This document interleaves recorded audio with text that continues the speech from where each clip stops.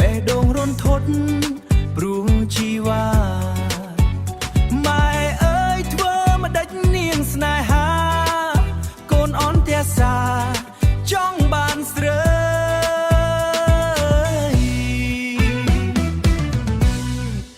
ឬមួយជីវិត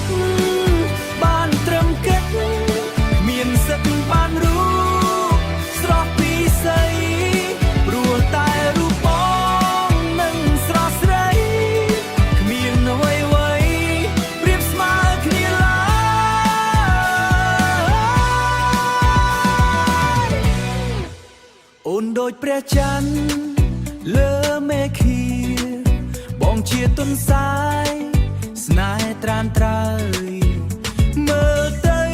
បងអស់សង្ឃឹមហើយ